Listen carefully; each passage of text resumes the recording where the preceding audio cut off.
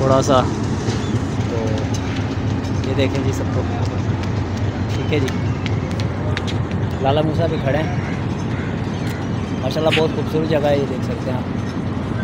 और मुझे दुआओं में याद रखिएगा, मैं कश्मीर जा रहा हूँ अपने वालिदैन से मिलने। तो आप सब लोगों का बहुत शुक्रिया, दुआओं में याद रखिएगा आप। इंशाल्लाह जो है तो मेरी वापसी होगी 1 हफ़्ते में।